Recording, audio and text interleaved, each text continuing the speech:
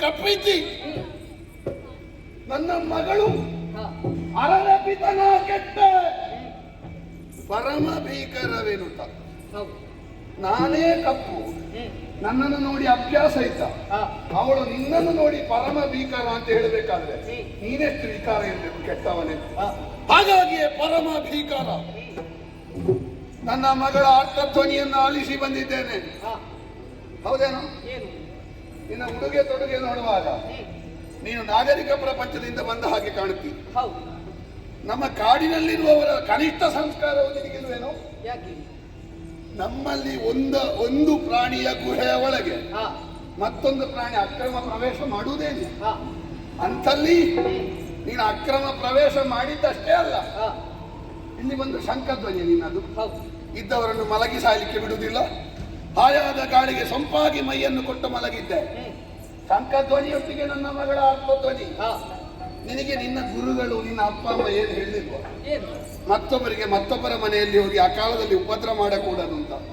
ಆರೋ ಎನ್ನ ಗುಹೆಯ ಸ್ವತಂತ್ರಿಸಿ.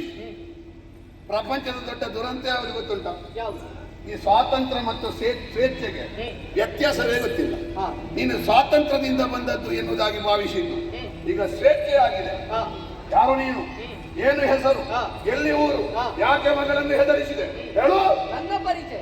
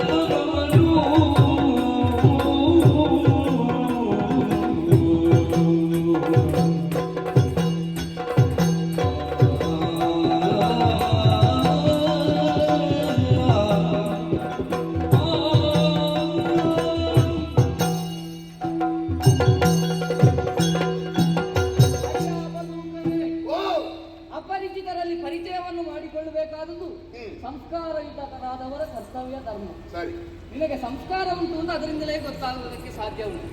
ನೀನು ಮಾಡುವುದು ನೋಡುವಾಗ ನಿನಗೆ ಸಂಸ್ಕಾರ ಇಲ್ಲ ಅಂತ ನನಗೆ ಖಂಡಿತ. ನನಗೆ ಸಂಸ್ಕಾರ ಇದ್ದದ್ರಿಂದಲೇ ನೀನು ಪರಿಚಯ ಕೇಳುವಾಗ ಅದಕ್ಕೆ ಪರಿಚಯವನ್ನು ಹೇಳೋಣ ಎನ್ನುವಂತಹ ಮನಸ್ಸು ಬಂತು. ಸರಿ, ನನ್ನ ಹೆಸರು ಕೇಳಿದವ ನೀನು. ಹೌದು. ಮೊದಲಿಗೆ ತಂದೆಯಿಂದಲೇ ಪ್ರಾರಂಭ ಮಾಡ್ತೇನೆ. ಪ್ರಾರಂಭಿಸಿ. ನನ್ನ ತಂದೆಯ ಹೆಸರು ಹೆಸರು ವಸುದೇವ ಎನ್ನುವ ಹಾಗೆ. ವಸುದೇವ ಅಂತ ನಿನ್ನ ಅಪ್ಪನ ಹೆಸರು. ತಾಯಿಯ ಹೆಸರು ಹಾ. ದೇವಕಿ ಎನ್ನುವ ಹಾಗೆ. ಸರಿ. ವಸುದೇವನ ಮಗನಾನಾದುದರಿಂದ ನನ್ನನ್ನು ವಾಸುದೇವ ಎನ್ನುವ ಹಾಗೆ ಕರೆಯುತ್ತಾರೆ. ಅದೊಂದು ಅಧಿಕ ಪ್ರಸಂಗ. ಯಾವುದು? ಅದು ನಮ್ಮ ದೇವರ ಹೆಸರು. ನಮ್ಮ ದೇವರ ಹೆಸರು. ನಿಮ್ಮ ದೇವರ ಹೆಸರು ಆಗಿರಬಹುದು. ಒಂದು ಕೆಲಸ ಮಾಡಿ, ಏನು? ಮತ್ತಿನದು ದೇವತೆಗೆ ವಾಸು ಅಂತ ಮಾತ್ರ ಇಟ್ಟುಕೋ. ಅದು ಹಾಗೆ ಆಗ್ತದ? ಆಗುದಿಲ್ವಾ? ಒಬ್ಬನ ಹೆಸರು ಪೂರ್ಣವಾಗಿ ಇರಿಸಿದ್ರೆ ಪೂರ್ಣವಾಗಿಯೇ ಕರೀಬೇಕು. ನಿನ್ನ ಅಪ್ಪ ಬಹಳ ದೊಡ್ಡ ಬುದ್ಧಿವಂತ. ಯಾಕೆ? ಮಗನನ್ನು ಸುಲಭಕ್ಕೊಂದು ವಾಸುದೇವ ಅಂತ ಮಾಡಬೇಕು ಅಂತ ವಾಸುದೇವ ಅಂತ ಹೆಸರು ಇಟ್ಟುಕೊಂಡ. ಇರ್ಲಿ, ಅವನ ಮನಸ್ಸಿಗೆ ಅಂತ ನಮಗೆ ಅರ್ಥ ಮಾಡಿಕೊಳ್ಳುವುದಕ್ಕೆ ಸಾಧ್ಯ ಇಲ್ವಲ್ಲ. ಅದಿಲ್ಲ. ಆಮೇಲೆ ನಾವಿರುವುದೆಲ್ಲಿ ಅಂತ ಕೇಳಿದ್ವಿ. ಎಲ್ಲಿ? ಇನ್ನ ಹಾಗೆ ಈ ಭೂಮಿಯಲ್ಲಿ ಇರುವುದಲ್ಲ ನಾನು. ಮತ್ತೆ ಯಾವ ಭೂಮಿಯಲ್ಲಿ? ಸಾಗರ ಮಧ್ಯದಲ್ಲಿ ಹೊಸದೊಂದು ಪುರ ನಿರ್ಮಾಣ. ಸಾಗರ ಅಂತ ಒಂದು ಊರು ಉಂಟಾ? ಸಾಗರ ಅಂತ ಊರು ಇರುವುದಲ್ಲ, ಶರದಿ. ಕಡಲು. ಹೌದು. ಆ ಕಡಲ ಮಧ್ಯದಲ್ಲಿ ಹೊಸದೊಂದು ಪುರ ನಿರ್ಮಾಣ ಆಗಿದೆ. ಯಾವುದದು? ಹೊಸನಗರ.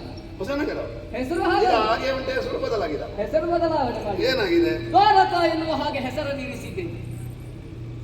ಹೊಸತು ನಿರ್ಮಾಣ ಅಂತಲ್ವ? ಹೌದು. ನಾವು ತಿರುಗಾಟ ಮಾಡುವಾಗ ಅದಿರ್ಲಿಲ್ಲ. ಇರ್ಲಿಲ್ಲ, ನಿನಗೆ ದ್ವಾರಕ ಅಂತ ಇರ್ಲಿಲ್ಲ. ಆ ದ್ವಾರಕೆಯಲ್ಲಿ ಅರಸನ ನಾನು. ಹೌದು. ಹೌದಾ? ಇನ್ನು ಅಣ್ಣ ಅರಸ. ನಾನು ಅವನ ತಮ್ಮ.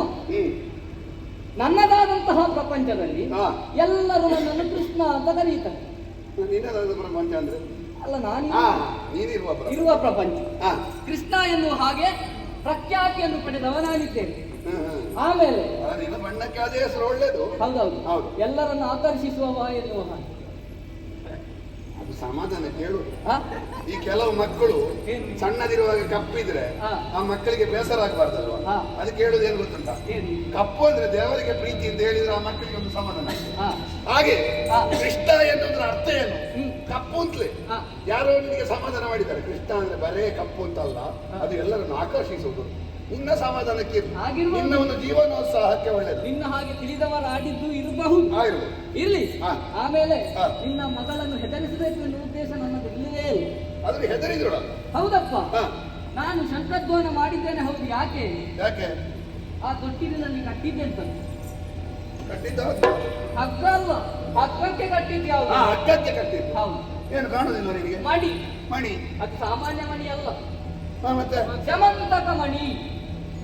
ಸಮಂತಕ ಮಣಿ ಅಂತ ಹೆಸರು ಅದನ್ನು ನನ್ನ ನೀನೇ ಬಂದು ಇಟ್ಟದ ಹೆಸರು? ನಾನೇ ಬಂದು ಇಟ್ಟದಲ್ಲ, ಮೊದಲೇ ಇಟ್ಟವರಿಂದ. ಮೊದಲೇ ಇಟ್ಟ ಹೆಸರು. ಹೌದು. ನನ್ನ ಸಖನಾದಂತಹ ಪ್ರಸೇನ ಬೇಟೆಯಾಡುವುದಕ್ಕೆ ಬರುವಂತಹ ಸಮಯದಲ್ಲಿ ಅದನ್ನು ಕೊರಳಿನಲ್ಲಿ ಧರಿಸಿಕೊಂಡು ಬಂದಿದ್ದ. ಬಂದಂತಹ ಅವನು ಕಾಣದೆ ಆಗಿ ಹೋದ, ಈ ಮಣಿಯೂ ಇಲ್ಲದಾಗಿ ಹೋಯ್ತು. ಹಾಗೆ ಅದನ್ನು ಎಲ್ಲಿ ಉಂಟು ಎನ್ನುವ ಹಾಗೆ ಅರಸಿಕೊಂಡು ಬರುವಾಗ ನಿನ್ನ ಗುಹೆಯಲ್ಲಿ ಆ ಮಣಿ ಸಿಕ್ಕಿತ್ತು. ಹಾಗಾಗಿ ನಿನ್ನಲ್ಲಿ ಕೇಳುವುದು, ಇನ್ನು ಹೆಚ್ಚು ಮಾತಾಡಬೇಡ. ಆ ಮಣಿ ಒಂದು ನನಗೆ ಕೊಟ್ಟೆ ಅಂತ ಅದನ್ನು ತಕೊಂಡು ನಿನ್ನಲ್ಲಿ ಮಾತಾಡುವ. ನಾನು ಅದೇ ಕಾಯ್ತಾ ಇದ್ದೆ, ಯಾರು ಬಂದು ಕೇಳ್ತಾರೆ ಕೊಡುವುದು ಯಾವಾಗ ಅಂತ.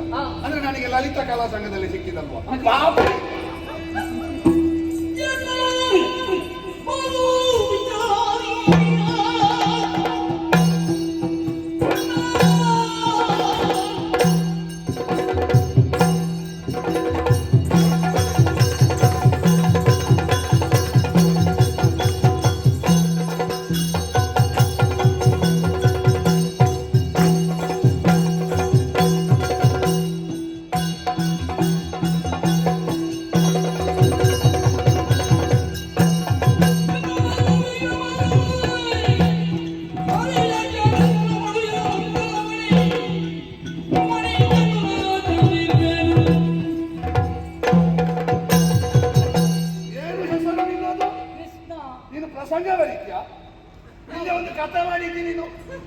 ನನ್ನ ಮಗಳಲ್ಲಿ 1000 ಸಲ ಹೇಳಿದ್ದೆ.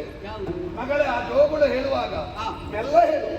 ಅವಳು ಯಾವಾಗಲೂ ಹೇಳು, ತಂದೆಯಾಗಿಯ ಜಾಂಬವಂತ ಕೇಸರಿಯ ಕೊಂದು ತಂದಿಗ ಅದಕ್ಕೊಂದು ಪ್ರಸೇನ ಎನ್ನುವ ಪಾತ್ರ ಸೇರಿಸಿದ ಪಾಪಿ. ಇವನಿಗೆ ಗೊತ್ತಾಯ್ತು ಅದೊಂದು ಮಣಿ, ಅದು ಕೇಸರಿಯನ್ನು ಕೊಂದು ತಂದದ್ದು. ಇವರೆಲ್ಲ ಇದ್ದದ್ದಲ್ಲ. ಇನ್ನ ಮಾನವರ ಬುದ್ಧಿಯಲ್ಲಿಗೆ ಹೋಗ್ತದೆ, ಸಂಗ್ರಹ ಬುದ್ಧಿ. ಅದಕ್ಕೆ ಪ್ರಸೇನ ಎನ್ನುವ ಪಾತ್ರವನ್ನು ಸೇರಿಸಿ ಎಲ್ಲ ಸಾಕ ಧರಿಸಿ ಬರಬೇಕು. ಎಂತದ್ದು ಸುಮ್ಮನೆ ಸಿಕ್ಕಿದ್ದು ಭಾವಿಸಿದ್ಯಾ?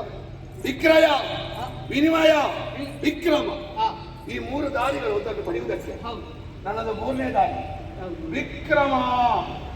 ಅಷ್ಟು ಕಷ್ಟಪಟ್ಟಿದ್ದೀರಿ. ಕಷ್ಟ ಅಂದ್ರೆ ನಮಗೆ ಕಷ್ಟ ಅಲ್ಲ, ಮತ್ತೆ ಅಲ್ಲೇ ಪರಿಶ್ರಮ ಉಂಟಲ್ಲ. ಹಾ ಹರಿಯಕ್ಷನನ್ನು ಕೊಂದು ಹ್ಮ್ ಎನ್ನ ಬಾಹು ವಿಕ್ರಮನೇ ಹಾ ಹರಿಯಕ್ಷನನ್ನು ಕೊಂದು. ಹೌದು ಹೌದೌದು. ಹರಿಯಕ್ಷ ಅಂದ್ರೆ ಹರಿವರ್ಣ ಅಂದ್ರೆ ಎಂತದು? ಏನು ಲಿಂಗ ಪೀತವರ್ಣ ಮತ್ತು ನೀಲವರ್ಣ ಸೇರಿದ್ರೆ ಹಾ ಅದಕ್ಕೆ ಹರಿದ್ವರ್ಣ ಅಂತ ಹೆಸರು. ಸರಿ. ನಮಗೆ ನೀಲವರ್ಣ ಮತ್ತು ಪೀತವರ್ಣ ನೋಡಿದ್ರೆ ಅಲ್ಲಿ ಸೌಮ್ಯ ಕಾಣಬೇಕು. ಹಾ ಯಾಕೆ? ಯಾಕೆ? ನೀಲವರ್ಣ ಪೀತಾಂಬರದ ಹಾ. ನಮ್ಮ ದೇವರು, ಇದರಲ್ಲಿ ಕ್ರೌರ್ಯ ಕಂಡಿ. ಹಾ ಆ ಎರಡು ವರ್ಣ ಸೇರಿ ಎಲ್ಲಿಯ ಕ್ರೌರ್ಯ ಕಂಡಿತು ಅದನ್ನು ಬದುಕಲಿಕ್ಕೆ ಬಿಡಬಾರ್ದು ಅಂತ ಕೊಂದೆ. ಹಾ ಅವನಿಂದ ಕಸಿದುಕೊಂಡ ಮಣಿ ಈಗ ಒಂದು ಪ್ರಸೇನ ಸುಷೇನ ಅಂತ ಹೇಳಿಕೊಂಡು ನನಗೆ ಕೊಡು ಅಂತ ಹೇಳ್ತಾನೆ. ನೋಡೋ, ನೀನು ಕೇಳಿದ ಹಾಗೆ ಕೊಡ್ಲಿಕ್ಕಿರುವುದಲ್ಲ, ಯಾಜಮಾನ್ಯ ನನ್ನಲ್ಲಿರುವುದು. ನೀನು ಇಲ್ಲಿಯವರೆಗೆ ಮಾಡಿದ್ದನ್ನಾದ್ರೂ ಕ್ಷಮಿಸಿ. ಏನು ನನ್ನ ಮಗಳನ್ನು ಹೆದರಿಸಿದ್ದೆ ದೊಡ್ಡ ತಪ್ಪು. ಮಣಿ ಕೊಡು, ಆ ಕಡೆ ಕೊಡು, ಈ ಕಡೆ ಕೊಡು ಅಂತ ಹೇಳಿದ್ರೆ ಶೋಣಿತ ಧನದೆ ಚೆಲ್ಲುವೆ.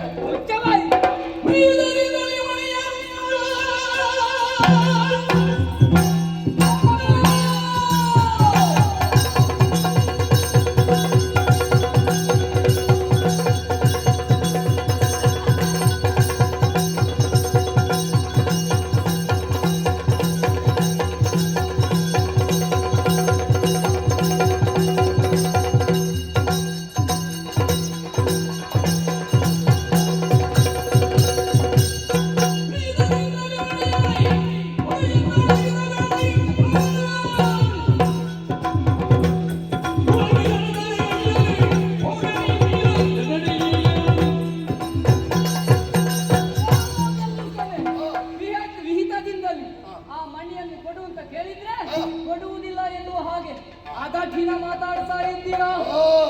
ಎಷ್ಟಾದ್ರೂ ಪಟ ಮೃಗ ನಿನ್ನನ್ನು ಪಡೆದು ಮಿಹಿರ ಸುತನ ಮನೆಗೆ ಕಳಿಸುವುದಕ್ಕಂತ ಜಾಗ್ರತೆ. ನನಗೆ ಮನಸ್ಸಿಲ್ಲ, ಯಾಕೆ? ಆದ್ರೂ ಒಂದು ಶಬ್ದ ಹೇಳ್ಬೇಕಲ್ಲ. ಯಾವುದು? ಅಲ್ಲ ಅಲ್ಲ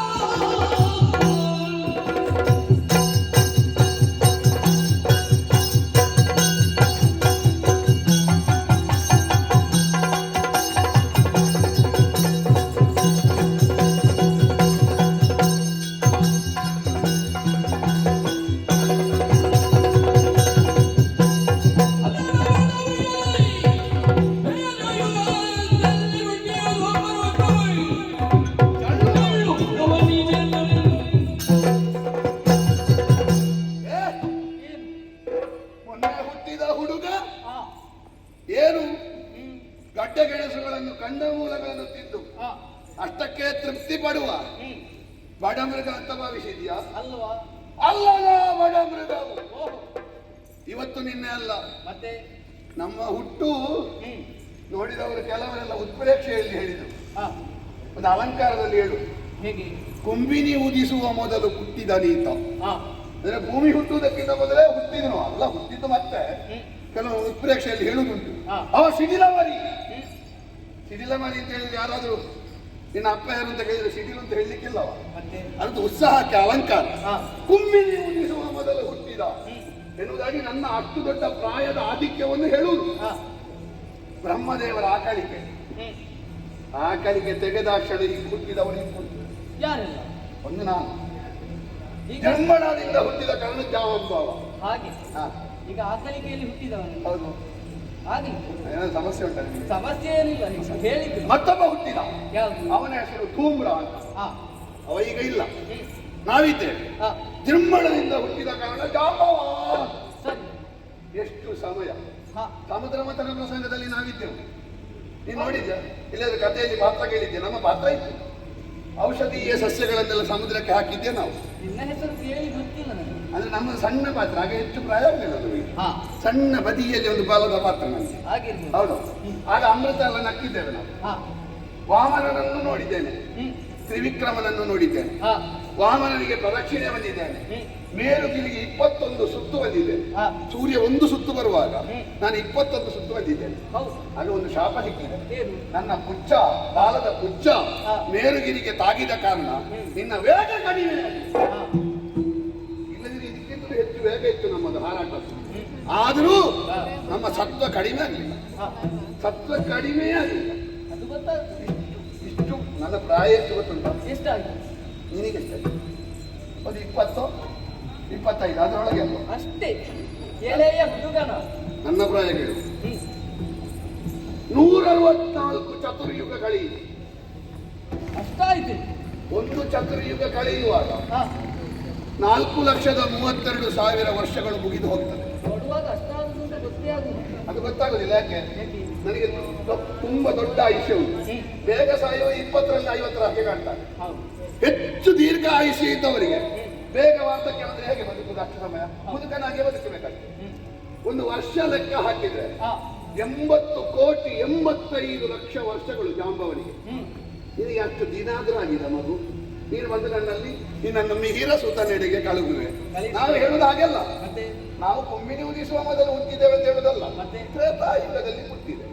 ಯಾಕೆ ಹುಟ್ಟಿದ್ದು ಯಾವಾಗ ಅಂತ ಮುಖ್ಯ ಅಲ್ಲ, ಬದುಕಿಗೆ ಸಾರ್ಥಕ್ಯ ಯಾವಾಗ ಬಂದದ್ದು ಅಂತ ಮುಖ್ಯ. ನಾವು ಅಷ್ಟು ಸಮಯದಿಂದ ಇದ್ರೂ ನಮ್ಮ ಬದುಕಿಗೆ ನಿಜವಾದ ಹುಟ್ಟು ಸಿಕ್ಕಿದ್ದು ರಾಮ ಸಂದರ್ಶನವಾದ ಮೇಲೆ. ಹಾಗಾಗಿ ತ್ರೇತಾಯುಗದಲ್ಲಿ ಹುಟ್ಟಿದೆ. ಆ ರಾಮ ರಸದೊಂದಿಗೆ ನಮ್ಮ ಬದುಕನ್ನು ಕಳೆದಂತ ಸವಿ ಘಳಿಗೆಯನ್ನು ಏನೆಂದು ಹೇಳೋಣ ಅಂತ ದೇವರಾದ ರಾಮಚಂದ್ರನೇ ಹೇಳಿದ್ದ. ಯಾವತ್ತಿನವರೆಗೆ ಕಲಿ ಈ ಪ್ರಪಂಚಕ್ಕೆ ಪ್ರವೇಶವಾಗ್ತದೋ, ಪ್ರಳಯ ಕಾಲ ಬರ್ತದೋ, ಅಲ್ಲಿವರೆಗೆ ಜಾಂಬವರೇ ನಿಮಗೆ ಮರಣ ಇಲ್ಲ. ರಾಮ ಮರಣ ಇಲ್ಲ ಅಂತ ಹೇಳಿದ ಮೇಲೆ ನೀನೆಂತದ್ದು ಯಮನಲ್ಲಿಗೆ ಕಳಿಸುವುದು? ನಾವು ಯಮನನ್ನು ನೋಡದವರ, ಅಮೃತ ನೆಕ್ಕಿದವರು. ಯಮನ ಒಂದು ಕೊಟ್ಟರೆ ನಿನಗೆ ಮಯಮಯ ಆಗ್ಬೇಕು. ಯಮ ಅಂತ ನಾನು ಹಾಗೆ ಮಾಡಿದ್ದೇನೆ ಹೀಗೆ ಮಾಡಿದ್ದೇನೆ ಅಂತ ಹೇಳ್ತೀಯಲ್ಲ. ಹೌದು. ದ್ವಾಪರೋದ್ಭವ ಜಲ್ಲು ಮಾನವ ಸ್ವಲ್ಪದ್ರಲ್ಲಿ ಕಾಳು ಉಂಟ, ಹೊರಗಿನ ಸಿಪ್ಪೆ ಬಿಟ್ರೆ. ನಮ್ಮದೆಲ್ಲ ತ್ರೇತಾಯುಗದವರದ್ದು ಕಾಳು ಮಾತ್ರ ಇರುದು, ಗೊತ್ತುಂಟ? ಯುವಕರ ಸಾಮರ್ಥ್ಯ ಏನು ಅಂತ ತೋರಿಸಿಕೊಡ್ತೇನೆ. ಹೌದಾ? ಯುವಕರು ಹಾರುವುದು ಒಂದೇ, ಮುದುಕರು ಊರುವುದು ಒಂದೇ.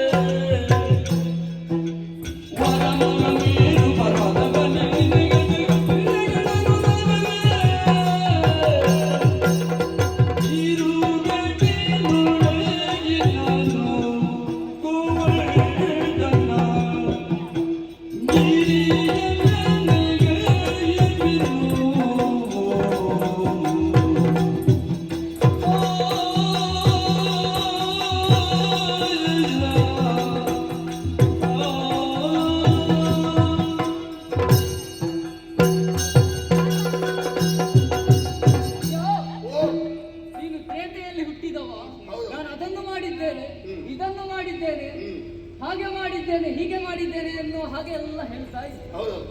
ಆದ್ರೆ ನನ್ನ ಸಾಮರ್ಥ್ಯ ಏನು ಅಂತ ನಿಮಗೆ ಗೊತ್ತೇ ಆಗಲಿಲ್ಲ. ನೀನು ಎಂತದು ಒಂದು 10-20 ವರ್ಷದಲ್ಲಿ ಎಷ್ಟು ಮಾಡಿರಿ? ಮೊನ್ನೆ ಹುಟ್ಟಿದ್ದಿರಬಹುದು. ಆದ್ರೆ ನಿನ್ನ ಹಾಗೆ ಇಷ್ಟು ವಯಸ್ಸಾಗಿ ನಾವು ಮಾಡುವುದಲ್ಲವೇ ಅಲ್ಲ. ಮತ್ತೆ ನಮ್ಮ ಸಾಧನೆ ಎಲ್ಲ ಎಳವೆಯಲ್ಲಿ. ಹೌದಾ? ಹೌದಪ್ಪ. ಕೆಲವರೆಲ್ಲ ಹೇಳಲಿಕ್ಕೆ ಉಂಟು, ಅವ ಇಷ್ಟು ಸಣ್ಣ ಪ್ರಾಯದಲ್ಲೇ ಉರಿಲಿಕ್ಕೆ ತೊಡಗಿದ್ದಾನೆ, ಹೆಚ್ಚು ಸಮಯ ಇಲ್ಲ ಅವ. ಅದು ಅಂತವರನ್ನು ಮಾತ್ರ ಹೇಳಿ.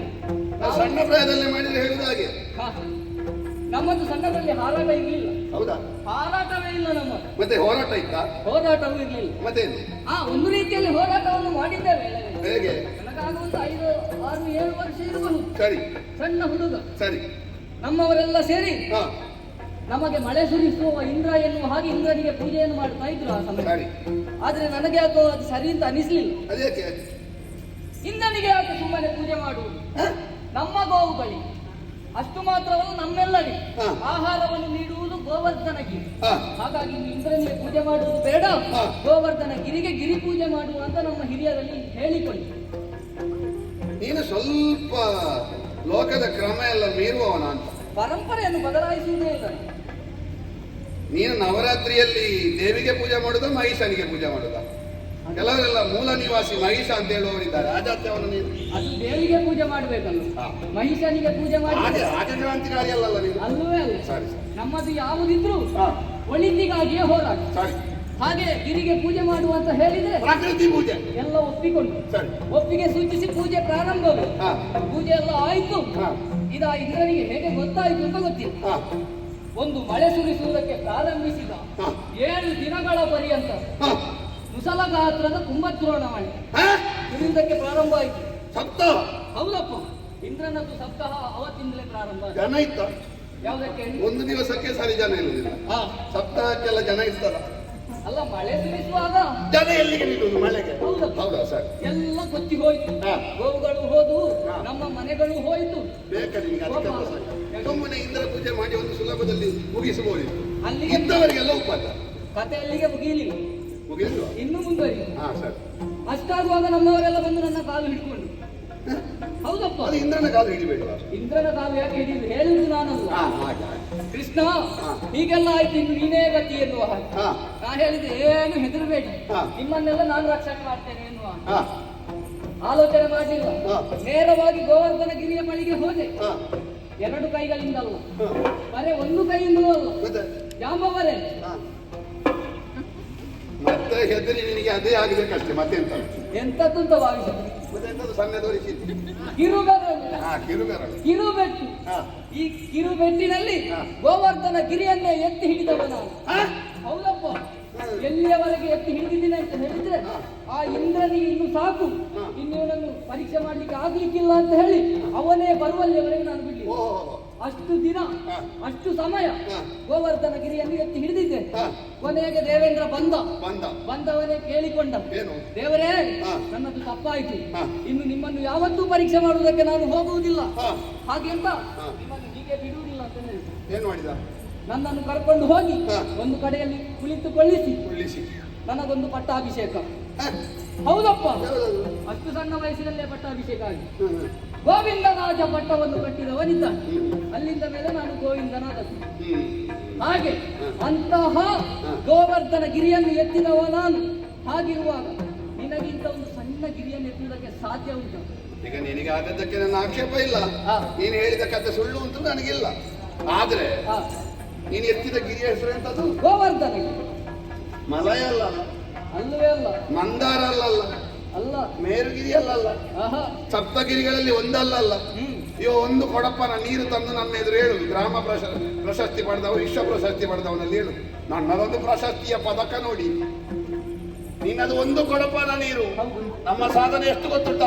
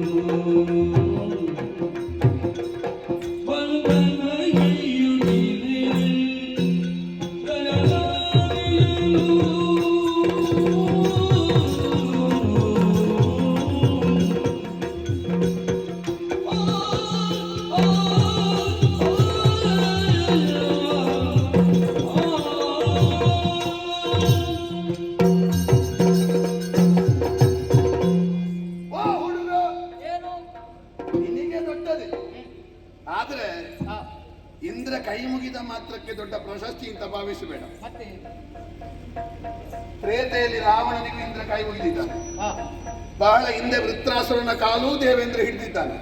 ಅದೆಲ್ಲ ಒಳ್ಳೇದಾಗಬೇಕು ಅಂತಲ್ಲ, ಮುಂದೆ ಯಾರಿಂದಲಾದ್ರೂ ಪೆಟ್ಟು ತಿಂದು ಸಾಯ್ಬೇಕು ಅಂತಲೇ ಹಿಡ್ತದ. ನಾವು ಮಾಡಿದ ಸಾಧನೆ ಮುಂಭಾಗದಲ್ಲಿ ನಿನ್ನದು ಎಂಥದ್ದು? ಅಂತಹ ದೊಡ್ಡ ಸಾಧನೆ. ನೀನು ರಾಮಾಯಣ ಓದಿದ್ಯಾ ಅಥವಾ ಯಾರಾದ್ರೂ ಕಟ್ಟೆ ಬಿಡಿಯಾದವರು ಹೇಳಿದ್ದು ಕೇಳಿದ್ಯಾ? ಸ್ವಲ್ಪ ಸ್ವಲ್ಪ ಕೇಳಿದ್ದೆ. ರಾಮಾಯಣ ನವರಸ ಭರಿತವಾದ ಹಾ ಆ ರಾಮಾಯಣದ ಅದ್ಭುತ ರಸ ಯಾವುದು ಅಂತ ಕೇಳಿದ್ರೆ ಸೇತು ಬಂಧನ.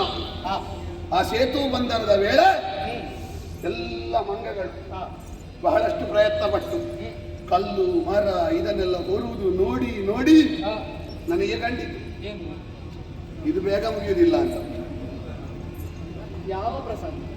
ಸೇತು ಬಂಧನ. ಅದಕ್ಕೆ ನಾನು ನೇರ ಉತ್ತರಕ್ಕೆ ತಿರುಗಿದೆ. ಹೋದೆ ಹೋದೆ ಹೋದೆ ಆ ಉತ್ತರದಲ್ಲಿ ಬಿಳಿದಾದ ಬೆಟ್ಟವೊಂದನ್ನು ಕಂಡೆ. ಇದು ಸರಿಯಾದ. ಇದನ್ನೊಂದು ಹಾಕಿದ್ರೆ ಒಂದು 4ನೇ ಒಂದು ಭಾಗ ಸೇತುವೆ ಆದಿಲ್ಲ. ಕೈ ಹಾಕಿದ ಎತ್ತಬೇಕು ಆಗ ಒಂದು ಸ್ವರ ಕೇಳಿ. ಹೌದು ಹೌದು, ಯಾರದ್ದು ಸ್ವರ? ಜಾಂಬವರಿ ಹುಡುಕದಿ ನೋಡುತ್ತೇನೆ 3 ಮನೆಯದ್ದು ಹಿಡ್ಕೊಂಡು ಒಬ್ಬ ಇದ್ದಾನೆ. ಅದೆಂತದ್ದು? ತ್ರಿಶೂಲಧಾರಿ ಪರಮೇಶ್ವರ. ನೀನು ಅದನ್ನ ಹೇಳ್ತಾ ಇದ್ದದ್ದು ಆಗದಿಂದ ಬರ್ಗರು ಬರ್ಗರು ಬರ್ಗರು. ಬರ್ಗ. ಅದೇ ಬರ್ಗರು ಬಂದು ಬರ್ಗರು ಅಲ್ಲ, ಬರ್ಗ. ಅವರಿಗೆ ಬರ್ಗ ಅಂತ ಹೆಸರು. ಯಾಕೆ? ಅವನ ಕಣ್ಣಿನ ಒಳಗೆ ಅಗ್ನಿ ಉಂಟು ಅಂತ ಭರ್ಗನೇ ಬಂದು. ನೀನು ಯೋಚಿಸಿದ ಹಾಗೆ ಅದೆಲ್ಲ ಮೆಲ್ಲುವುದಕ್ಕಾಗುವುದಲ್ಲ, ಸುಡುವುದಲ್ಲ. ಹೌದೌದು ಗೊತ್ತುಂಟ. ನಿನ್ನ ತಲೆಯಲ್ಲಿ ಬರ್ಗರು ಬರ್ಗರು ಅಂತ ಹೇಳುವಾಗ ಏನಾದ್ರು ಸಿಕ್ಕಿದ್ದು ನಾನು ಅಷ್ಟು ಸುಲಭದಲ್ಲಿ ಸಿಗುವುದಲ್ಲ. ಬಹುವಚನದಲ್ಲಿ ದೊಡ್ಡವರು ಅಂತ ಬರ್ಗರು ಎನ್ನುವ ಹಾಗೆ ಸೇರಿಸಿದ್ದು. ಮತ್ತೆ ದೇವರಿಗೆಲ್ಲ ಬಹುವಚನ ಬೇಕು ಅಂತ ಉಂಟ? ಬೇಡುವ. ದೇವರನ್ನು ಅಮ್ಮನನ್ನೆಲ್ಲ ಕರೆಯುವಾಗ ಬಹುವಚನ ಬೇಡ. ಯಾಕೆ? ಬಹುವಚನ ನಾವು ಆರೋಪಿಸಿದಷ್ಟು ಅವರು ದೂರ ಆಗ್ತಾರೆ ಎನ್ನುವ ಕಾರಣಕ್ಕಾಗಿ ಏಕವಚನದಲ್ಲೇ ಕರೆಯುವುದು. ಇಂಥದ್ದೆಲ್ಲ ತಿಳಿಯಬೇಕು ಅಂತಾದ್ರೆ ನಿನ್ನೊಟ್ಟಿಗೆ ತಿರುಗಾಟ ಮಾಡ್ಬೇಕು ಅಂತ ಈಗ ತಿರ್ಗಾಟ. ನಿನ್ನೊಟ್ಟಿಗೆ ತಿರ್ಗಾಟ ಬೇಡ. ನೀನು ಒಂದು ದಿವಸ ಕಂಡೆ ನನಗೆ ಕಂಡಿದೆ, ಒಮ್ಮೆ ಹೋಗಲಿ ಇವಾಗ. ಹೌದಾ? ಅಷ್ಟು ಉಪದ್ರ ಮಾಡಿದ್ವಿ ನನ್ನ ಮಗಳಿಗೆ ಬಂದು ನಿನ್ನೊಟ್ಟಿಗೆ ತಿರುಗಾಟ. ಆ ವರ್ಗವನ್ನು ಎನ್ನೋಳು ಪರಮ ಸಖ್ಯವಾಗ ಇದ್ದಾಳೆ. ಸರಿ. ಪರ್ವತದೊಂದಿಗೆ ಒಂದು ಬೆಸುಗೆ ಹಾಕಬೇಕಾದ್ರೆ ಮಣ್ಣಿನ ಹೆಂಟೆ ಆಗ್ತದ? ಪರ್ವತವೇ ಆಗಬೇಕು ಅಲ್ವಾ? ಈಗ ಸಖ್ಯ ಮಾಡಿದ್ದಾನೆ ಅಂದ್ರೆ ಅರ್ಥ ಆಯ್ತದು ಏನು? ನಮ್ಮಲ್ಲಿ ಅಷ್ಟು ಯೋಗ್ಯತೆ ಉಂಟು ಅಂತ ಅರ್ಥ. ಪರಶಿವನ ಯೋಗ್ಯತೆಗೆ ಸರಿಯಾದದ್ದು ನಿನ್ನ ಯೋಗ್ಯತೆ. ಈ ಕೈಲಾಸಗಿರಿ ಅವನಷ್ಟು ಅಂತಲ್ಲ, ಏನು ಅಲ್ಲದವ ಅಲ್ಲ ಅಂತ. ಸರಿ. ಈಗ ರಾವಣ ಕೈಲಾಸ ಎತ್ತುವಾಗ ಏನು ಮಾಡಿದ? ಅಲ್ಲಿಗೆ ಹೋದ, ಅವನ ಕೈ ಸಿಕ್ಕಿಕೊಂಡಿದ್ದು. ಜಾಂಬವರಿಗೆ ಹಾಗೆ ಮಾಡಿದನ? ಇಲ್ಲ. ಯಾಕೆ ಮಾಡಲಿಲ್ಲ? ಯಾಕೆ? ನಮಗೆ ಯೋಗ್ಯತೆ ಉಂಟು. ಹಾಗಾಗಿ ಪರಮ ಸಖ್ಯವ ಕೈದ. ಕೈದದ್ದು ಮಾತ್ರ ಅಲ್ಲ, ನನ್ನ ಮನೆ ಇದು ಗೌರಿ ಶಂಕರ ಭೂಧರ. ಇದನ್ನು ತೆಗೆದ್ರೆ ಭೂಮಿಯೇ ಆ ಕಡೆ ಈ ಕಡೆ ಆಗ್ತದೆ, ಸಮಸ್ಥಿತಿ ತಪ್ತದೆ. ನೀವು ಆ ಕಡೆ ಈ ಕಡೆ ಇದ್ದರೆ ತಗೊಂಡು ಹೋಗಿ ಅಂತ ಹೇಳಿದ. ಮತ್ತೆ ಯಾರ್ಯಾರ ಮನೆಯನ್ನು ತೆಗೆಯುವುದಕ್ಕೆ ಹೋದ್ರೆ ಆಗ್ತದೆ? ನಮಗೆ ಯಾರ್ಯಾರ ಮನೆ ಅಂತ ಮತ್ತೆ ಗೊತ್ತು. ನಾವೊಟ್ಟು ಸೇತು ಬಂಧನದ ಉತ್ಸಾಹದಲ್ಲಿ ಹೊರಟದ್ದು. ನಮ್ಮದೆಲ್ಲ ಹಾಗೆ. ನಮ್ಮ ಒಂದು ಗ್ರಾಮ ಸೇನೆಯವರ ಕಥೆ ಹೇಳಿ ಪ್ರಯೋಜನ ಇಲ್ಲ. ಒಬ್ಬ 100 ಹಾರಬೇಕಾದಲ್ಲಿ 800 ಹಾರಿದ್ದಾನೆ. ಯಾಕೆ? ರಾಮ ಸೇನೆಯ ರಾಮ ಸೇವೆಯ ಉತ್ಸಾಹ. ಹಾಗಾಗಿ ಉತ್ಸಾಹದಿಂದ ಮಾಡಿ ಆಮೇಲೆ ಆ ಕಡೆ ಈ ಕಡೆ ಇದನ್ನು ಕೊಂಡು ಹೋಗಿ ಅಂತ ಹೇಳಿದ. ಯಾರು? ಪರಮೇಶ್ವರ. ಸರಿ. ಎಲ್ಲ ಸಮದಟ್ಟು ಮಾಡಿ ಎಲ್ಲ ಕೊಂಡು ಹೋಗಿ. ಎಂತದ್ದು ಸಮದಟ್ಟು? ಅಲ್ಲ ಅಲ್ಲಂತ ಕಲ್ಲು ಪರ್ವತ ಇದೆಲ್ಲ ಕೊಂಡು ಹೋಗಿ ಸಮತಟ್ಟು ಮಾಡಿ. ನನಗೂ ನಡೀಲಿಕ್ಕೆ ಆ ಕಡೆ ಈ ಕಡೆ ಕಷ್ಟ ಆಗ್ತದೆ, ಸಮತಟ್ಟು ಮಾಡಿ. ಎಷ್ಟು ಶಿರದೊಳು 8 ಅಗ್ರಿಯರು, ನಿಜಭುಜ ಶಿರಗಳಲ್ಲಿ 4 ಕಂಕುಳ 2 ಕರತಳದ ಒಂದೊಂದು, ನಿಜಾಂಗಿರಿಯಲ್ಲಿ 2 ಉರುಳಿಸುತ್ತ ರಘುಭೂಪತಿ ಸೈವೆರಗಾಗಿ ಸುರರು ವಿಸ್ಮಿತರಾಗಿ ನಳನೆಡೆಗೆ ಅಬುಜಮನಸು. ನಾನು ತಂದೆ ಅಂತ ನೋಡಿದವರು ಹೇಳಿ ಅಲ್ಲ, ನೀನು ಇದನ್ನು ಹೇಳುವಾಗಲೇ ನನಗೊಂದು ಆಶ್ಚರ್ಯವಾಗುತ್ತಾ ಉಂಟು. ಹಾಗಿದ್ರೆ ತಂದ ದೃಶ್ಯವೊಂದು ಹೇಗಿರ್ಬೋದು ಅಂತ ಸ್ವಲ್ಪ ಪರಿಣಾಮ ಆಗಿದ್ರೆ ಹೇಳಿ ಪ್ರಯೋಜನ. 22 ಒಂದೇ ಬಾರಿ. ನಮ್ಮದು ಒಬ್ಬರದ್ದೇ ಸಾಕಾಗಿದೆ 10 ಯೋಜನೆಗೆ. ಹೌದು ಹೌದು, 5 ದಿವಸ. 100 ಯೋಜನೆ ಉದ್ದ, 10 ಯೋಜನೆ ವಿಸ್ತೀರ್ಣದ ಸೇತುವೆ. ಅದಕ್ಕೆ 5 ದಿವಸ. ಮೊದಲನೇ ದಿವಸ 14, 2ನೇ ದಿವಸ 20, 3ನೇ ದಿವಸ 21, 4ನೇ ದಿವಸ 22, 5ನೇ ದಿವಸ 23. ನಮ್ಮದು ಮೊದಲನೇ ದಿವಸ ಕಡಿಮೆ, ಮತ್ತೆ ಹೆಚ್ಚಾಗ್ತಾ ಹೋಗುದು. ಕೆಲವರೆಲ್ಲ ಇದ್ದಾರೆ ಬಂದ ಕೂಡಲೇ 150, ಕೊನೆಗೆ 3 ನಮ್ಮದಾಗಲ್ಲ, ಉತ್ಸಾಹ ಹೆಚ್ಚಾಗ್ತಾ ಹೋಗುದು. ಕೊನೆಯ ದಿವಸ 23. 100 ಯೋಜನೆ ವಿಸ್ತೀರ್ಣದ ಆ ಶರದಿಗೆ ಸೇತುವನ್ನು ಬಂಧಿಸಿದ ರಾಮಾಯಣ ಕಾಲದ ಯುಗ ಪುರುಷನ ಎದುರು ನಿಂತುಕೊಂಡು ಒಂದು ಗುಡ್ಡೆ ಯಾವುದು ಗೋವರ್ಧನ ಹೌದು ಎಂತದ ಹೇಳೆ ಹೆಸರಿಲ್ಲದ ವಿಲಾಸ ಇಲ್ಲದ ಗುಡ್ಡೆಯನ್ನು ಎತ್ತಿಗೆ ಕಿರುಬೆರಳು ತೋರಿಸ್ತಾನೆ. ನನ್ನ ಕಿರುಬೆರಳಿನಷ್ಟು ಉದ್ದ ಇಲ್ಲ, ನನ್ನಲ್ಲಿ ಬಂದು ಮಣಿ ಕೇಳಲಿಕ್ಕೆ ಬಂದಿದ್ದಾನೆ. ಜಾಂಬವರೇ, ರಾಮಾಯಣ ಕಾಲದಲ್ಲಿ ಇದ್ದಂತಹ ಉತ್ಸಾಹ ನಿಮ್ಮಲ್ಲಿ ಈಗಲೂ ಉಂಟಾದ ನಡುವೆ ಪರೀಕ್ಷೆ ಮಾಡಬೇಕು. ಹೌದಾ? ಹೌದು. ಆದ್ರೆ ಒಂದುಂಟು, ಏನು ಪರೀಕ್ಷೆ ಅನ್ನೋದು ನಿನಗೆ ಪಾಠ ಆದ್ರೆ ದೊಡ್ಡ ವಿಷಯ ಅಲ್ಲ. ಕೆಲವೊಮ್ಮೆ ಜೀವನದಲ್ಲಿ ಪಾಠ ಮಾಡಿದ ಮೇಲೆ ಪರೀಕ್ಷೆ ಮಾಡು, ಕೆಲವೊಮ್ಮೆ ಪರೀಕ್ಷೆ ಆದ್ಮೇಲೆ ಪಾಠ ಆಗುದು. ಈಗ ಪಾಠ ಹೇಳಲಿಕ್ಕೆ ನೀನು ಉಳಿಯದಿದ್ರೆ ನನ್ನನ್ನು ಪರೀಕ್ಷೆ ಮಾಡ್ಲಿಕ್ಕೆ ಹೋಗಿ ಅಲ್ಲ, ಪರೀಕ್ಷೆ ಮಾಡುವುದಕ್ಕೆ ಹೋಗಿ ನೀನು ಉಳಿಯದಿದ್ರೆ ಯಾರು? ನೀನು. ನಾನು? ಹೌದಾ? ನಾನು ಹೇಳಿಲ್ವಾಗ ಏನು ನನಗೆ ಏನೆಲ್ಲ ಯೋಗ್ಯತೆ ಉಂಟು ಅಂತ. ಒಂದೇ ಒಂದು ಮುಷ್ಟಿ ನಿನ್ನ ತಲೆ ಹೋಗಿ ಹೊಟ್ಟೆ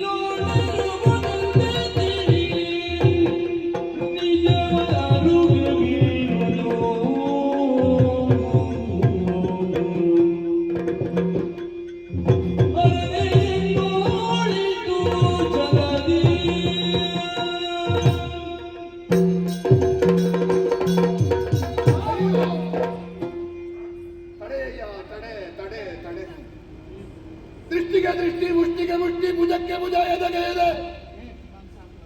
ವೃಕ್ಷ ಯುದ್ಧ, ಶಿಲಾ ಯುದ್ಧ ಹೀಗೆಲ್ಲ ಮಾಡುತ್ತಾ ಮಾಡುತ್ತಾ 28 ದಿವಸಗಳ ಕಾಲದ ಸತ್ವ ಕುಂದಿದೆ, ನಿತ್ರಾಣ ಆವರಿಸಿದೆ. ನನ್ನ ಓರದೇವನಾದ ಹನುಮಂತ ಒಂದು ಸಮಯದಲ್ಲಿ ಒಂದು ಮಾತು ಹೇಳಿದ್ದ. ಮಂದರ ಪರ್ವತವಾದರೂ ಚಲಿಸೀತು, ಸಮುದ್ರವಾದರೂ ಭೂಮಿಯ ಮೇಲೆ ಬಂದೀತು, ಆದರೆ ಯುದ್ಧದಲ್ಲಿ ಜಾಂಬವರ ಕೈ ಸೋಲುವುದಕ್ಕೆ ಸಾಧ್ಯ ಇಲ್ಲ. ಎಂತೆಂಥ ಬ್ರಹ್ಮಾಸ್ತ್ರಕ್ಕೆ ಕಪಿಸೇನೆಯೆಲ್ಲ ಬಿದ್ದು ನೇರ ನಿಂತವರಲ್ಲಿ ನಾನೂ ಒಬ್ಬ. ಅಂತ ನನ್ನನ್ನೇ ರಣರಂಗದಲ್ಲಿ ಕೆಡ ಹಾಕಿದ್ದಿ ಎಂದಾದ್ರೆ ವಿಶ್ವಂಬರೆಯಲ್ಲಿ ಹುಟ್ಟಿದವಲ್ಲ ನೀನು, ವಿಶ್ವಂಬರೆಯನ್ನೇ ಸೃಷ್ಟಿಸಿದವ ಇರಬೇಕು. ನನ್ನ ಅಪ್ಪನಾದ ಬ್ರಹ್ಮದೇವ ನಾನು ಬೆಳೆದದ್ದು ಹೆಚ್ಚಾಯಿತು ಅಂತ ಈ ರೂಪದಲ್ಲಿ ಬಂದನೆ. ನನ್ನ ದೇವರ ದೇವನಾದಂತಹ ಪಾಲಿಸುವ ಹರಿ ನಾನು ಪಾಲನೆಯ ವ್ಯಾಪ್ತಿಯನ್ನು ಮೀರಿದೆ ಎನ್ನುವುದಾಗಿ ನಿಯಂತ್ರಿಸುವುದಕ್ಕೆ ಬಂದನೆ. ನನ್ನೊಂದಿಗಿನ ಸಖ್ಯ ತಲೆಯಲ್ಲಿ ಅಹಂಕಾರವನ್ನು ಅಡಲಿಸಿತು ಎನ್ನುವ ಕಾರಣಕ್ಕಾಗಿ ಈಶ್ವರನೇ ನನಗೊಂದು ಮೂಗುದಾರ ಹಾಕುವುದಕ್ಕೆ ಈ ರೂಪದಲ್ಲಿ ಬಂದನೆ. 3 ಮೂರ್ತಿಗಳಲ್ಲಿ ಯಾರಯ್ಯ ನೀನು?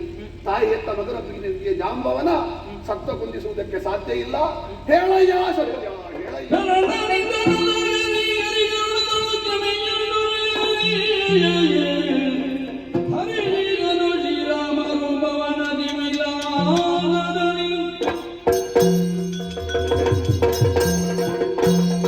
ಅವ ಮಾಡಿದ ತಪ್ಪಿನ ಅರಿವು ಅವನಿಗಾಗಿದೆ. ಹಾಗೆ ಅಂತ ನಾನು ಯಾರು ಎನ್ನುವುದು ಅವನಿಗೆ ತಿಳಿಯಬೇಕು ಅಂತಾದ್ರೆ ರಾಮರೂಪಿನಿಂದ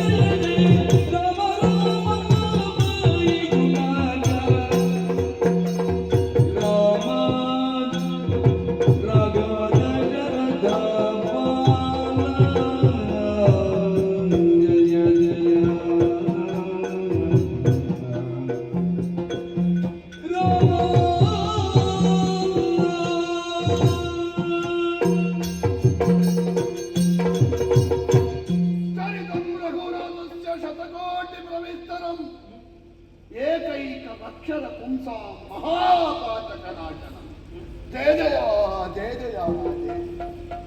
ಓ ನನ್ನ ತಂದೆಯೇ, ಓ ನನ್ನ ಪ್ರಭುವೇ, ಓ ನನ್ನ ದೇವರ ದೇವನೇ, ಓಡೋಡಿ ಬಂದೆಯ. ಆಹಾ ಆಹಾ ಆಹಾ, ನಾನೆಂತ ದೌರ್ಭಾಗ್ಯವಂತ, ನಾನೆಂತ ದೌರ್ಭಾಗ್ಯವಂತ. ಅಂದು ಸರಯೂ ನದಿ ತೀರದಲ್ಲಿ ಕಪಿಸೇನೆಗೆ ನೀನು ಬೆನ್ನು ಹಾಕಿ ಹೋಗುವಾಗ ನೀನಿಲ್ಲಲ್ಲ ಅಂತ ಕಣ್ಣೀರು ತುಂಬಿ ಕಣ್ಣು ಮಂಜಾಗಿ ನಿನ್ನ ರೂಪವೇ ಕಂಡಿರ್ಲಿಲ್ಲ ಸ್ವಾಮಿ. ಈಗ ನೀನು ಬಂದೆಯಲ್ಲ ಎನ್ನುವ ಕಾರಣಕ್ಕಾಗಿ ಆನಂದ ಬಾಷ್ಪ ಸುರಿದು ಕಣ್ಣಳು ಮಂಜಾಗಿದೆ, ನಿನ್ನ ರೂಪ ಸರಿ ಕಾಣುವುದಿಲ್ಲ ದೇವರ. ತರಹರಿಸಿ ಬಂದ ಅಡಿಗೆ ರಗಿದೆ, ನಿನ್ನನ್ನು ಎಷ್ಟು ಸಮಯದಿಂದ ಹುಡುಕುತ್ತಾ ಇದ್ದೇನೆ ದೇವರೇ. ಹಣ್ಣನ್ನು ಹೋಳು ಮಾಡುವಾಗ ಅದರೊಳಗೆ ರಾಮ ಇದ್ದಾನ ಅಂತ ಹುಡುಕ್ತೇನೆ.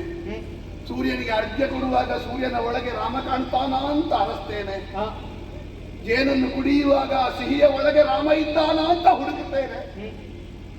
ಇಲ್ಲಿಯವರೆಗೆ ಕಾಣಿಸದ ನೀನು ಇವತ್ತು ಕಾಣಿಸಿಕೊಂಡೆಯ.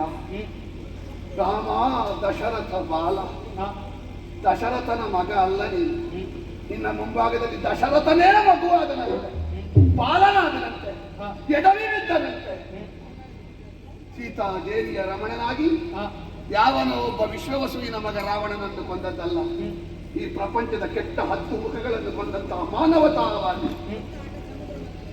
ಯಾರೆಲ್ಲ ಪ್ರೇಮದಿಂದ ನೋಡ್ತಾರ ಅಂತ ದಶರಥನಂತವರಿಗೆ ರಾಮನಾಗಿ, ಕೈಕೆ ಅಂತವರಿಗೆ ರಾಮಚಂದ್ರನಾಗಿ, ಕೌಸಲ್ಯ ಅಂತವರಿಗೆ ರಾಮಭದ್ರನಾಗಿ, ವಸಿಷ್ಠರಂತವರಿಗೆ ವೇದಸೆ ಎನ್ನುವುದಾಗಿ ಹೇಳುವ ಎತ್ತರಕ್ಕೆ ಹೋಗಿ ಮಿಥಿಲೆಯ ಜನರಿಗೆಲ್ಲ ಸೀತಾಪತಿಯಾಗಿ, ಅಯೋಧ್ಯೆಯವರಿಗೆ ರಘುನಾಥನಾಗಿ, ಸೀತೆಯಂತವಳಿಗೆ ನಾಥನಾಗಿ ಕಾಣಿಸಿಕೊಂಡ ಬಹುಮುಖಿ ವ್ಯಕ್ತಿತ್ವದ ಮಾನವತಾವಾದಿ ನಿನ್ನನ್ನೇ ಪೂಜಿಸುವ ಜಾಂಬವರೆಗೆ ನಿನ್ನಲ್ಲಿ ರೂಪಾಂತರದಿಂದ ಬಂದೆಯ.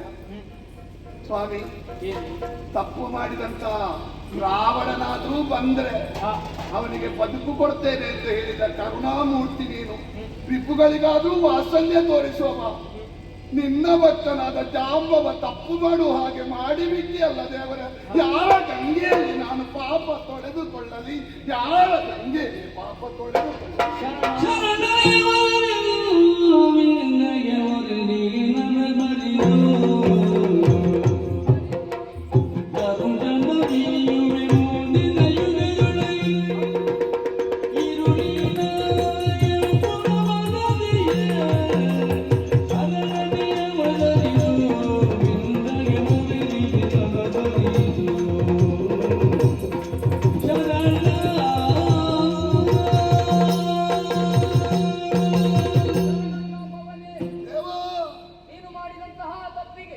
ಅಪರಾಧ ಮಾಡಿಬಿಟ್ಟ, ದೇವರಿಗೆ ಹೊಡೆದ ಅಪರಾಧಕ್ಕೆ ಏನು ಪ್ರಾಯಶ್ಚಿತ್ತ ಉಂಟು ಹೇಳಿ? ಚಿಂತಿಸಬೇಡ, ನೀ ತಪ್ಪು ಮಾಡ್ಲಿಲ್ಲ, ಮತ್ತೆ ನೀನೇ ನನ್ನನ್ನು ಒಲಿಸಿಕೊಂಡದ್ದು ಈ ಕ್ಷಣದಲ್ಲಿ. ಅದೌದು, ಆದ್ರೆ ಮೊದಲು ಹೊಡ್ಲಿಕ್ಕೆ ಬಂದದ್ದು, ಬೈದದ್ದು. ಈಗ ನೀವು ಎಲ್ಲ ಮರೆತಿದ್ದೀರಿ ಅಂತ ಕಾಣ್ತದೆ. ನಾನು ಎಲ್ಲಿಯವರೆಗೆ ಮೃಗ ಬುದ್ಧಿಯವ? ಯಾವುದು? ನೀನು ಹೇಳಿದೆ ವಾಸುದೇವ ಅಂತ, ನನಗೆ ಅರ್ಥವಾಗಲಿಲ್ಲ.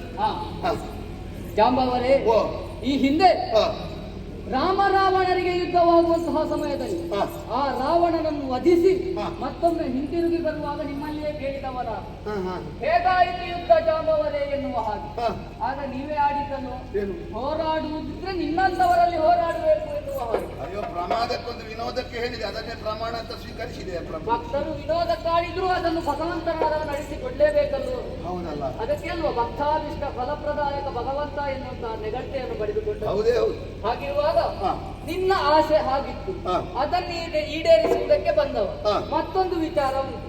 ರಾಮ ನಿರ್ಯಾಣ ಕಾಲದಲ್ಲಿ ನೀವೆಲ್ಲರೂ ಕಣ್ಣೀರು ಕರೆದು ನನ್ನಲ್ಲಿಯೇ ಕೇಳಿಕೊಂಡವರು. ಯಾವತ್ತು ಕಾಣ್ತಿದೆ ಅವರ ಅಂತ ಮುಂದೆ ನಿಮ್ಮ ದರ್ಶನ ಯಾವಾಗ ಎನ್ನುವ, ಯುಗ ಯುಗಗಳಲ್ಲಿ ದರ್ಶನ ಇರ್ತೇನೆ ಎನ್ನುವ ಹಾಗೆ ಮಾತು ಕೊಟ್ಟವ ನಾನಿದ್ದೆ.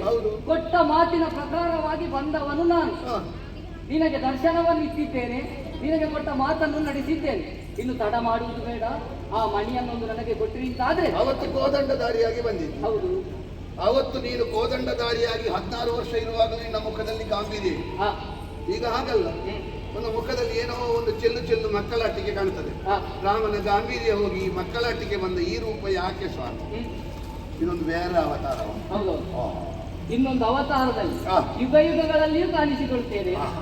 ಹಾಗೆ ಈ ಅವತಾರದಲ್ಲಿ ನಿನ್ನ ಕಣ್ಣ ಮುಂಭಾಗದಲ್ಲಿ ಮಣಿ ಎಂತದಕ್ಕೆ ದೇವರೇ ನಿನಗೆ? ನನಗೂ ಒಂದು ಅಪವಾದ ಬಂದಿದೆ. ಹೌದಪ್ಪ, ಕಳೆದ ಯುಗದಲ್ಲಿ ಬಟ್ಟೆ ತೊಳೆಯುವ ಮಾಡಿದ್ದ, ಈ ಸಲ ಯಾರು ಮಾಡಿದ್ದು? ಈ ಸಲ ನಮ್ಮವರೇ. ಹೌದಾ? ಬೃಂದಾವನದ ಅಧಿಕಾರಿ ಸತ್ರಾಜಿತ ಎನ್ನುವವ. ಹಾ ಹಾ ಹಾ. ಅವನ ತಮ್ಮನನ್ನು ನಾನು ಕೊಂದಿದ್ದೇನೆ, ಮಣಿಯನ್ನು ಅಪಹರಿಸಿದ್ದೇನೆ ಅನ್ನುವಂತಹ ಅಪವಾದ ನನ್ನ ಮೇಲೆ ಬಂದಿದೆ. ಹಾಗಾಗಿ ಅವನು ಮಣಿಯ 32 ಹಲ್ಲುಗಳ ಮಧ್ಯೆ ಇರುವ ನಾಲಿಗೆ ದೇವರನ್ನು ಬಿಡುವುದಿಲ್ಲಲ್ಲ. ಇಲ್ಲವೇ ಇಲ್ಲ. ಹಾ ಹಾ.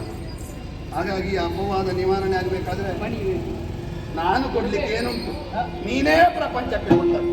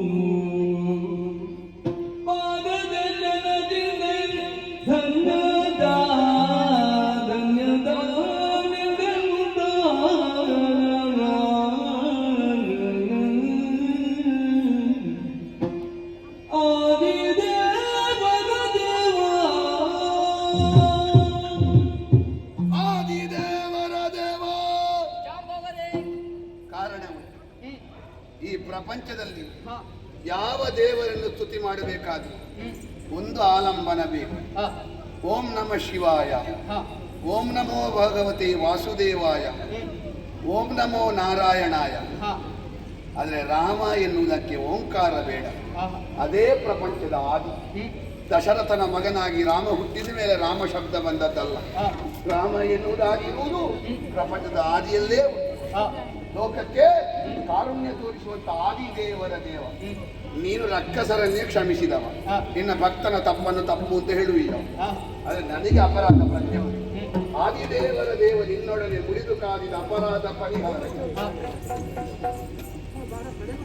ಮಣಿಯನ್ನು ಇದು ನಿನಗೆ ಸಲ್ಲಬೇಕು, ಇದು ನಿನಗೆ ಕೊಡಬೇಕಾದ ಕಾಣಿ. ಈಗ ತಪ್ಪು ಮಾಡಿದ್ದಕ್ಕೊಂದು ತಪ್ಪು ಕಾಣಿಕೆ ಕೊಡಬೇಡ. ಇನ್ನೇನು ಬೇಕು, ನನಗೆ ಬೇಕಾದದ್ದು ಸಿಕ್ಕಿತು. ಅದು ಸಿಕ್ಕಿತ್ತು, ಅದು ನಿನಗೆ ಸಲ್ಲಬೇಕಾದ್ದು. ನಾನು ಮಾಡಿದ ತಪ್ಪು ತಪ್ಪಿಗೆ ಒಂದು ಕಾಣಿಕೆ ಬಿಡುವ. ನೋಡೋಣ ಕಾಣಿಕೆ ಯಾವುದು.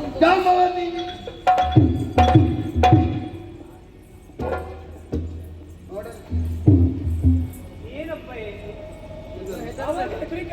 ನೀವು ಮಾತನಾಡ್ತಾರೆ ಸಮಯ. ನಾನು ಕಡಿಮೆ ಮಾತಾಡಿದ್ದೆ ಮಾತಾಡಿದ್ದೆ ನಾನು ಮಾತಾಡಿದ್ದೆ ನಾನು ತಗೋತಾಯಿದ್ದೆ. ಹೌದೇ? ಮಣಿಯನ್ನು ಇಟ್ಟಿದ್ದೇನೆ. ಇದು ಕನ್ಯಾಮಣಿ, ನನ್ನ ಮಗಳು, ಸಾಕು ಮಗಳು. ನಿನ್ನನ್ನು ನೋಡಿದ ಮೇಲೆ ಸಾಕು ಮಗಳು ಸಾಕು ಅಂತಾಗಿದೆ. ನಿನ್ನನ್ನು ನೋಡಿದ ಮೇಲೆ ಬೇರೆ ಮಗಳು ಅಂತ ಹೇಳಲಿಕ್ಕುಂಟ. ನಾವೆಲ್ಲ ರಾಮಕೃತ್ಯರು ಹೇಳುವುದು ಹೇಗೆ? ಸ್ವಾಮಿ ರಾಮ ಮತ್ಸಖಾ ರಾಮ ಸರ್ವಸ್ವಮ್ಮೆ ರಾಮಚಂದ್ರೋದಯ. ನಮಗೆ ಬೇರೆ ಬೇಡ ದೇವರೇ. ಸಾಕು ಮಗಳು ಮಾತ್ರ ಅಲ್ಲ, ಅಲ್ಲಿ ಒಬ್ಬ ಹೊಟ್ಟಿನಲ್ಲಿದ್ದಾನೆ ಸಾಕು ಮಗ, ಎರಡೂ ಸಾಕು. ಸಾಕು ಮಗ ಸಾಕು ಮಗಳು ಸ್ವೀಕರಿಸಬೇಕು. ನೀವು ಆಗಾಗ ಮರೆಯುವುದು ಯಾಕೆ ಜಾಮ? ಏನು? ಈಗ ನಾನು ಧರಿಸಿರುವುದು ರಾಮಾವತಾರ, ಏಕಪತ್ನಿ ವ್ರತ. ತರುಣಿಯ ಕೈ ಹಿಡಿಯುವುದಕ್ಕಾಗುತ್ತದೆ? ಈಗ ನಾನು ಕೊಟ್ಟದನ್ನು ಮಾಡುವುದು. ಆಲೋಚನೆ ಮಾಡಬೇಡ, ಕೃಷ್ಣನಾಗಿ ಕಾಣಿಸಿಕೊಳ್ಳಿ.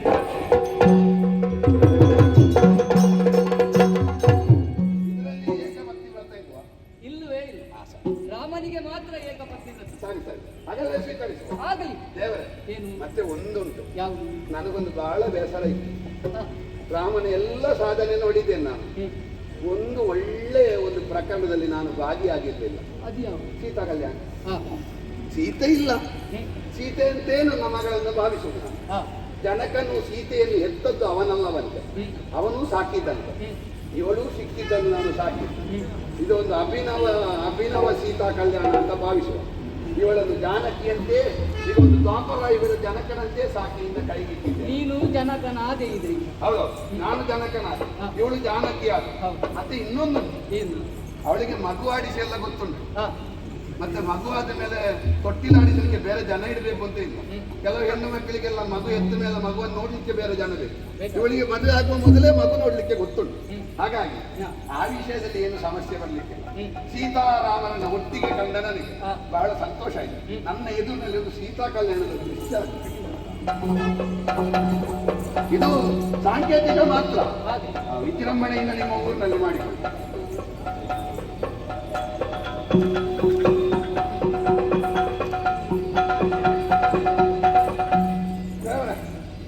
ಜಾಂಬವರೇ, ಎಲ್ಲವನ್ನು ನಿನಗಿಟ್ಟಿದ್ದೇನೆ. ಹೌದು.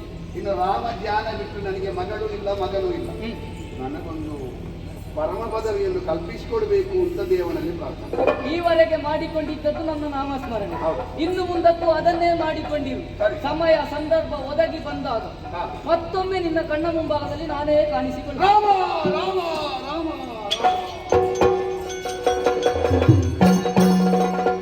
ಜಾಂಬವತಿ ಅರಸಿ ಬಂದದ್ದು ಸಮಂತಕ ಮಣಿಯ.